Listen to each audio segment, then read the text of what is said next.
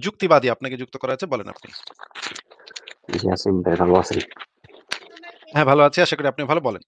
আচ্ছা, আমার শুধু ছোট্ট একটা প্রশ্ন শুধু। সেটা হচ্ছে নবী মোহাম্মদ নামাজ কেন এই এই প্রতিষ্ঠা করছে? এটা করে তার কি লাভটা হইছে বা কোন উদ্দেশ্যে এটা করছে?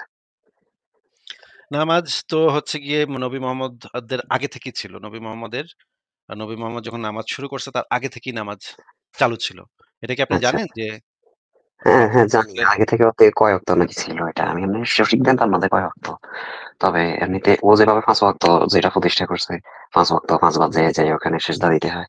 এটার আসলে ওর কি লাভ বা ওর কি লাভের উদ্দেশ্যে এটা প্রতিষ্ঠা করছে এটাই জানার আগ্রহ আরকি। এই জিনিসটা হচ্ছে যে প্রাচীনকালে একটা ধর্ম ছিল। আ আ জরাস্ট্র ধর্মর নাম শুনছেন ভাই?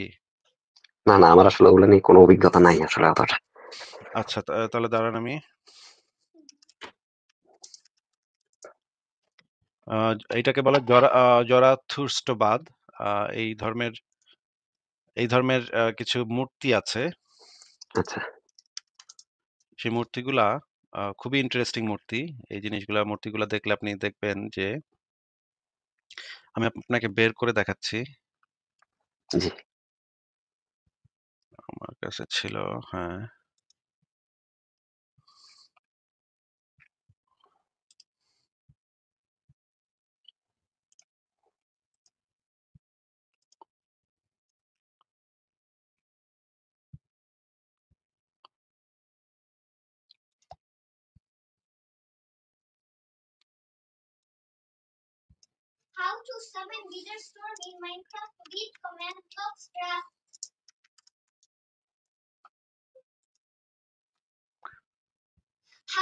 একটু বের করতে হবে আমার। আমি আ আচ্ছা একেবারে বের কষ্ট হলে এখন দরকার নাই। আপনি শুধু মুখে বললেও হবে। বাহ!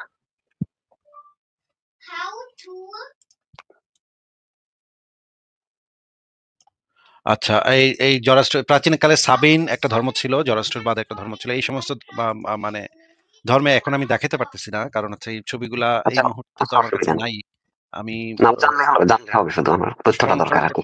সংশয়.com এ এক জায়গায় ছিল। কিন্তু এখন খুঁজে পাচ্ছি না। দাঁড়ান ১ সেকেন্ড আরেকটু দেখি। ভাই আমরা তো আসলে রেফারেন্স ছাড়া কোনো কথা বলি না সাধারণত। আ এই যে পাওয়া গেছে। হ্যাঁ, পাওয়া গেছে। আচ্ছা, আপনাকে দেখাচ্ছি। আ আপনি যদি এই ছবিটা যদি আপনি দেখেন খুব ভালো করে, মনোযোগ দিয়ে দেখেন, দেখেন। আ এই ছবিটা দেখা যাচ্ছে ভাই? হ্যাঁ দেখা যাচ্ছে। এই ছবিটাতে বুকে হাত বেঁধে দাঁড়ায় আছে। দেখতে পাচ্ছেন? হ্যাঁ, হ্যাঁ একদম। এটা কি আপনার কাছে পরিচিত মনে হচ্ছে না? এই ভঙ্গিতে হ্যাঁ, দাঁড়ায় থাকাটা পরিচিত হ্যাঁ কিনা? এবং এটা দ্বারা অবশ্যই পরিচিত এটা। নামাজের ভঙ্গি। নামাজের ভঙ্গি। তারপরে যেমন ধরেন আরেকটা ছবি দেখাই আপনাকে।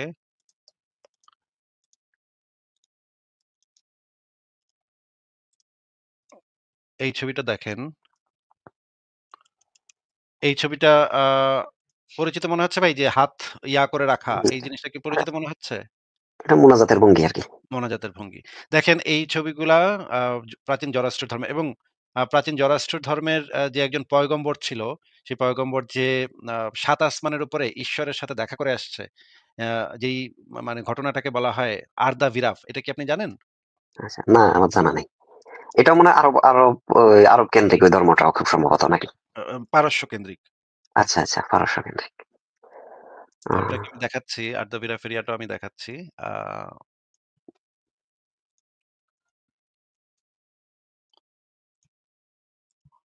এই একটা ওয়েবসাইট আছে যেখানে আরদা বিরাফ নামা আ আ দেয়া আছে।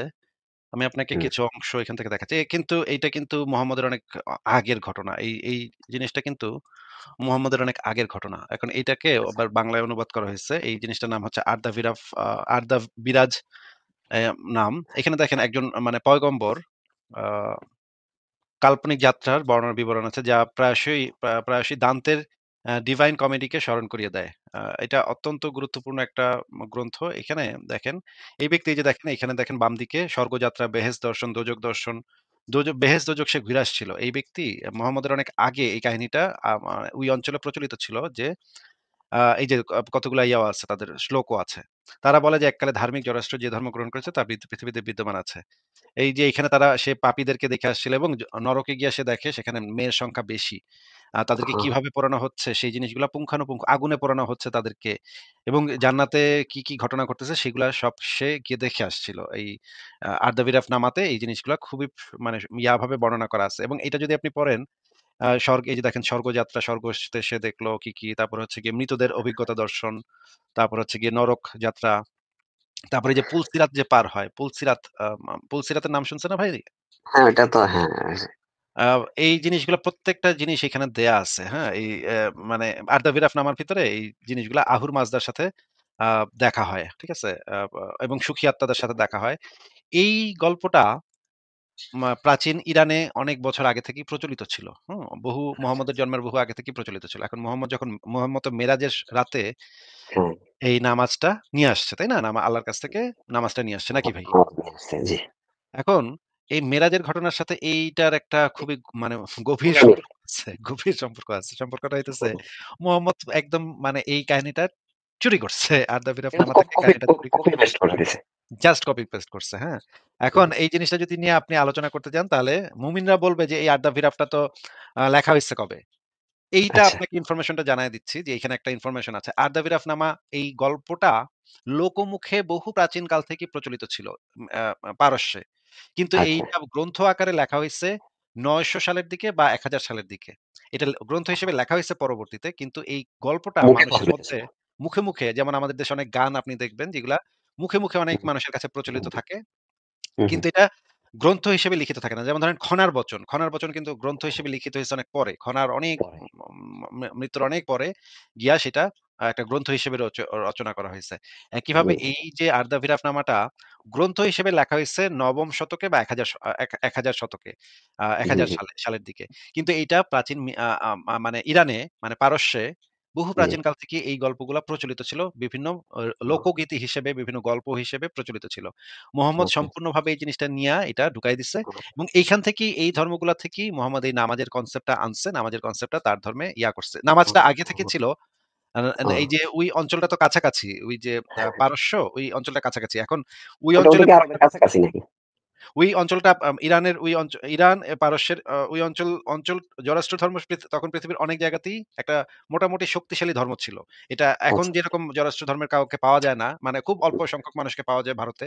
কিন্তু সেই হুম, সময়ে জরাষ্ট্র ধর্মটা মোটামুটি একটু আ যদিও মানে খুব একেবারে প্রভাব বিস্তারকারী ধর্ম ছিল না। কিন্তু মোটামুটি স্প্রেড ছিল। ওই ধর্মের হুম, মানুষ আরবে বসবাস করত। তাদের মধ্যে এই ধরনের কালচার ছিল। এবং আরবের জি। ভিতরে বিভিন্ন একটা মিক্স কালচার ছিল। বিভিন্ন হুম, ধর্মের জিনিসপত্র তারা আ ধর্ম হিসেবে পালন করত, এবং এই যে আচ্ছা, মক্কার আচ্ছা। জনগণ বিভিন্ন ধর্মের জিনিসপত্র পালন করত। একটা সেকুলার সমাজ ছিল। আইয়ামে জাহিলিয়াতের যুগটা ছিল একটা সেকুলার সমাজ। এখন ও, ওই অঞ্চলে ওইটাও ছিল। নামাজও ছিল, আবার ওই যে পূজাও ছিল, আবার এটাও ছিল, ওইটাও ছিল। সবই ছিল ওইখানে। আচ্ছা। মুহাম্মদের যে বংশধারা, সেই বংশধারাতে সম্ভবত নামাজটা করা হইতো আগে থেকেই। এটা কি সে পরবর্তীতে ইসলামের সাথে মানে এড করছে। একত্র করছে। একত্র করে এটাকে, এবং মোহাম্মদ এই জিনিসটা বুঝতে পারছে যে আ মানুষকে যদি আ যেমন ধরেন একটা যদি আপনি মিলিটারি গঠন করতে চান, মনে করেন একটা হুম, মিলিটারি আপনি তৈরি করবেন। মিলিটারি গঠন করতে চাইলে আপনার একটা প্রধান কাজ হবে যে আপনার যে অনুসারীরা আছে বা আপনার মিলিটারিতে যে লোকেরা আছে, তাদেরকে একটা কঠোর নিয়ম শৃঙ্খলার মধ্যে তাদেরকে রাখা। আপনি যদি তাদেরকে কঠোর নিয়ম শৃঙ্খলার ভেতরে রাখেন তাহলে তারা ভালো যোদ্ধাতে পরিণত হবে। এবং নামাজের সিস্টেমটা মোহাম্মদ এই কারণে করছে যে সে একটা মিলিটারি গঠন করতে চাইছে। হ্যাঁ? নামাজের আচ্ছা। সিস্টেমটা যদি আপনি দেখেন, একটু খেয়াল করেন, দেখেন ভোর সকালবেলা ঘুমের থেকে উঠতে হবে। এবং মানে প্রত্যেকদিন ৫ বার কইরা এই জিনিসটাকে আপনাকে মনে করায় দিবে যে আপনার কিন্তু আল্লাহর কাছে করতে হবে। হ্যাঁ? আপনি কিন্তু আল্লাহর দাস। হ্যাঁ? আল্লাহ কিন্তু সবচেয়ে বড়। হুম, হুম। এই জিনিসটা দিনে ৫ বার আপনাকে মনে করায় দিবে, এবং আপনাকে নিয়ন্ত্রণের ভিতরে রাখার জন্য আ হ্যাঁ, মানে ২য় বিশ্বযুদ্ধের একজন নেতা ছিল।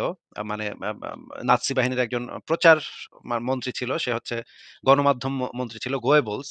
গোয়েবলস এর আচ্ছা। একটা তত্ত্ব আছে যে এক কথা যদি আপনি বারবার একটা মিথ্যা যদি আপনি বারবার বলতে থাকেন একটা সময়, ওটা মানুষের কাছে সত্যি সেই হয়ে জিনিসটা যাবে। সত্য বলে মনে হইতে থাকে। হ্যাঁ? এই জিনিসটা মোহাম্মদ অনেক আগেই বুঝছে। গোয়েবলস এর অনেক আগেই এই জিনিসটা বুঝছে, এবং সে এই জিনিসটা এপ্লাই করছে তার ধর্মে। এক জিনিস হ্যাঁ, আপনার দিনের ভিতরে ৫ বার আপনার মাথায় ঢুকাবে। আল্লাহ সবচেয়ে বড়, আল্লাহ সবচেয়ে বড়, আল্লাহ সবচেয়ে মহান, আল্লাহ হ্যাঁ, সবচেয়ে মহান, আল্লাহ শক্তিশালী, আল্লাহ শক্তিশালী। এটা আপনারে ৫ বার শোনাবে, এবং আপনার গিয়া নত হইতে হবে ৫ বার হ্যাঁ, গিয়ে নত হ্যাঁ, হ্যাঁ। হইতে হবে। এবং এইটা একটা মিলিটারি সিস্টেমের ভেতরে এই জিনিসটা খুবই ভালো একটা জিনিস। হ্যাঁ? যদি আপনি একটা মিলিটারি আসলেই গঠন করতে চান। মনে করেন আপনি একজন কমান্ডার, আপনার আন্ডারে ৫০০ জন আ সৈনিক আছে। এই ৫০০ জন হুম, সৈনিককে কঠোর যদি নিয়মকানুনের ভিতরে আপনি রাখতে পারেন দেখবেন, ৫ বছর যদি এভাবে চালাতে পারেন দেখবেন তারা খুব ভালো যোদ্ধাতে পরিণত হবে এবং আপনার অনুগত, হুম। মানে আপনার নির্দেশ দিয়ে আসাচ্ছেন কিন্তু তারা করতে মানে দ্বিধা করতে করবে দেন। না। এই রকমের যদি একটা বাহিনী আপনি গঠন করতে চান তাহলে আপনাকে আসলে এই স্ট্র্যাটেজি ফলো করতে হবে। মোহাম্মদ এই জিনিসটা খুব ভালোভাবে বুঝছে যে মোহাম্মদের যেহেতু একটা সেনাবাহিনী লাগবে, একটা আর্মি লাগবে এবং হুম, এদেরকে কঠোর নিয়ম শৃঙ্খলার ভিতরে রাখতে হবে এবং এদেরকে সকালবেলা ঘুমের থেকে উঠাইয়া মানে এখানে বসায় দিতে হবে। সারাদিন আল্লাহ, আল্লাহ করবি তোরা। হ্যাঁ, ৫ বার দিনের ভিতরে আল্লাহ, আল্লাহ করবি। হুম। এইটা কনসেপ্টটাই যেন মোহাম্মদ আনছে। এই জিনিসটা আমার কাছে যে আমার যেটা মনে হয়েছে সেটাই হচ্ছে, এটা হচ্ছে সেটা। এখন আমি আপনাকে দেখাবো একটা জিনিস যে ইসলাম অনুসারে তো এই যে আ যে বিষয়টা যে মেরাজের রাতে আল্লাহর কাছে গেল। আল্লাহর কাছে গিয়া সে কি বলছিল বলেন তো? যে আ আ আল্লাহ তাকে ১ম এ কত অ ওয়াক্ত ওটা নামাজ ৫০ দিছিল? ৫০ ওয়াক্ত দিছে এতটুকু জানি আরকি। ৫০ ওয়াক্ত না। আচ্ছা আমরা একটা হিসাব করি।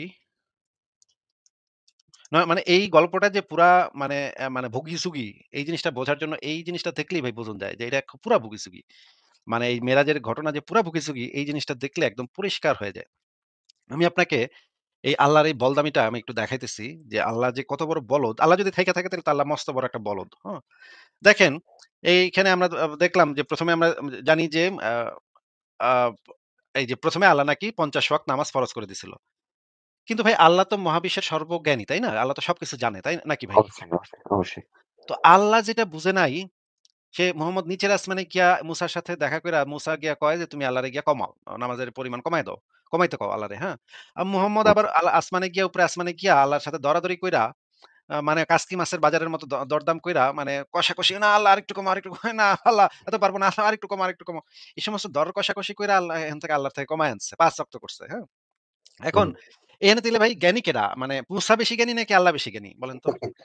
কিন্তু মুসা মানে কেমনে আল্লাহ বুঝে দেখবে? নাই, তুই বেটা পাকনা মূসা, তুই আল্লাহর থেকে বেশি বুইঝা গেছস। আল্লাহ যেটা বুঝে নাই, মূসা গিয়া কইতেছে যে, "না, না, আরে না, কমাইতে কও। তোমার বান্দারা, তোমার উম্মতেরা এইটা পারব না। হে মুহাম্মদ, তোমার উম্মতেরা এত নামাজ পড়তে পারব না। ৫০ ওয়াক্ত বাড়াবাড়ি হয়ে গেছে। আল্লাহ পাক বাড়াবাড়ি করে মানে আল্লাহ যেটা দিচ্ছে, আল্লাহর যে বিধান, সেটা মূসা গিয়া নাকি কমায় দিছে। আমরা আ আ ১ম এ আমরা দেখি যে আল্লাহ কিন্তু বলছে কোরআনে যে সে তার কোন নিয়মের কোন পরিবর্তন করে না। এই দেখেন কোরআনের ভিতরে সূরা নম্বর ১৭ আয়াত নম্বর ৭৭ এ আপনি পাবেন আল্লাহ তার নিয়মের কোন পরিবর্তন করে না। আরো অনেকগুলা সূরাতে আছে আল্লাহর নিয়মে, আল্লাহর বিধানে কখনো কোনো পরিবর্তন পাবে না। এটা কোরআনে পরিষ্কারভাবে বলা আছে এবং হাদিসে যে জিনিসটা বলা আছে, বুখারী শরীফের হাদিস, হাদিস নাম্বার হচ্ছে ৩৩৪২ ইসলামিক ফাউন্ডেশন। দেখেন এইখানে যে জিনিসটা বলা আছে যে, আ এই যে দেখেন, আ আল্লাহ আমার উপর ৫০ ওয়াক্ত সালাত ফরজ করেছেন। তারপরে মুসার সাথে এই ঘটনা ঘটলো। মুসা গিয়ে বলতেছে অর্ধেক কমায় দিতে।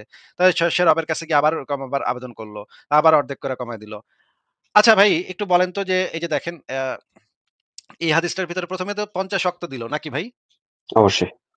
তারপরে ৫০ ওয়াক্ত দেওয়ার পরে একবার আ এই যে দেখেন ৫০ ওয়াক্ত সালাত ফরজ করা হয়েছে। একবার তিনি তার অর্ধেক কমিয়ে দিলেন। অর্ধেক কমাইলে কত হইল ভাই? ৫০ ২৫ ওয়াক্তের টাকা। ২৫, আচ্ছা ঠিক আছে বুঝলাম ২৫। তারপরে মুসার কাছে আবার আসলো। মুসা আবার কইল আপনার রবের নিকট গিয়ে পুনরায় কমাবার আবেদন করুন। তখন মুসা আবার মানে মুহাম্মদ আবার গিয়া বলল। এবার হুম। আল্লাহ তার অর্ধেক কমিয়ে দিলেন। ভাই ২৫ এর অর্ধেক কত হয় ভাই বলেন তো? ১২.৫ হয়। ওমা! 12.৫ পড়বো কেমনে বেডায়? মানে এটা আবার সেটাই। কেমন কথা? 12.৫ পড়বো কেমনে? 12.৫ তো ভাই পড়া যায় না। 12.৫ ওয়াক্ত কেমনে পড়বো? এক ওয়াক্ত কি আধা করে পড়বো? এটা কেমনে আবার কেমনে সম্ভব? এটা তো সম্ভব না। হিসাবে এখানে হিসাবে গন্ডগোল হয়ে গেছে। এখানে দেখেন আল্লাহ মানে এই নবী কিন্তু গন্ডগোল করছে এখানে। এই হাদিস বর্ণনাতে কিন্তু গন্ডগোল আছে। আল্লাহ এটা কিন্তু হইতেই পারে না। 12.৫ ওয়াক্ত কেমনে পড়বো মানছে? আচ্ছা ঠিক আছে তাও ধরে নিলাম। পরে গিয়ে ৫ ওয়াক্ততে আইলো আরকি সালাত।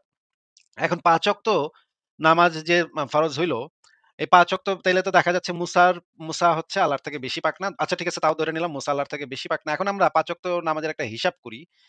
৫ ওয়াক্ত নামাজের হিসাবটা যদি আপনি করেন তাইলে দেখেন, নামাজ অজু যদি মিলায়া করেন ৫ থেকে ৭ মিনিট লাগে অজু করতে। হুম, জামাতের সাথে যদি করেন তাইলে মানে ফ ফ ফজরের নামাজ লাগবে ১০ থেকে ১৫ মিনিট। আর একা পড়লে লাগবে ৫ থেকে ১০ মিনিট। এইখানে হুম, দেয়া আছে মানে আনুমানিক গড় হিসাব হইতেছে ১৫ থেকে ১৭ মিনিট লাগবে ফজরের নামাজ পড়তে। আর হুম। জোহরের নামাজ লাগবে ২২ থেকে ২৭ মিনিট। ২৭ মিনিট। আসরের নামাজ পড়বে ১৫ থেকে ২২ মিনিট। মাগরিবেরটাও পড়বে ১৫ থেকে ২২। এশারটা লাগবে একটু বেশি ৩০ থেকে ৩৪ মিনিট।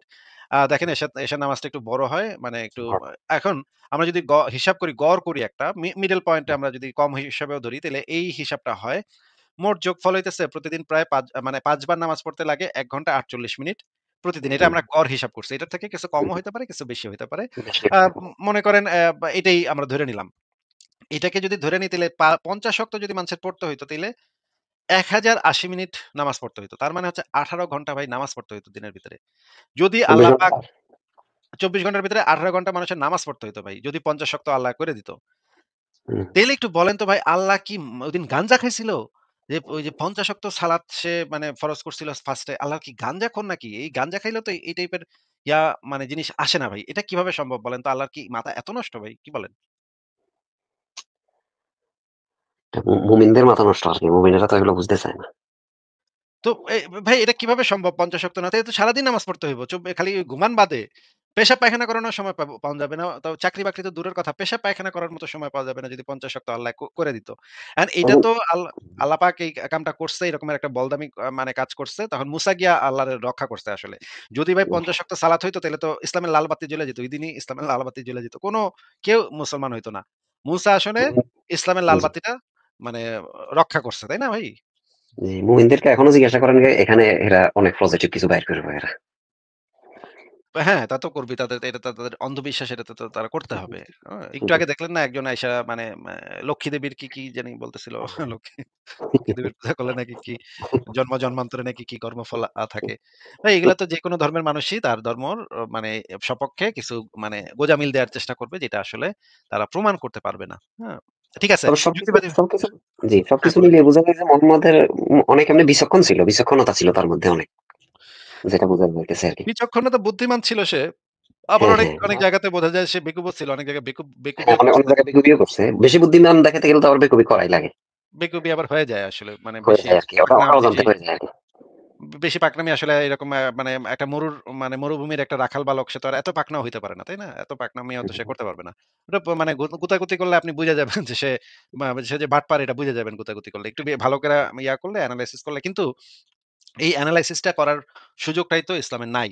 আপনি যদি যৌক্তিকভাবে এনালাইসিস করতে যান তখন আপনারা কইব নাস্তিক হয়ে গেছে হ্যান মেরালা। তো আপনি তো সেটাই ভয়ে তো। তো আর এটা করতে যাবেন না, তাই না? ভয়টা তো আগেই ঢুকাই দিছে। হ্যাঁ। তো ঠিক ঠিক আছে আছে আসিফ ভাই, যুক্তিবাদী ভাই। অনেকদিন কথা বলার ইচ্ছা ছিল। আজকে কথা বলে ভালো লাগলো। এই আরকি। ঠিক আছে ভালো থাকেন তাহলে। বিদায় জানাই আপনাকে। ইনশাআল্লাহ। ওকে। বাই। ঠিক আছে। তাহলে পরের জনকে যুক্ত করি। আ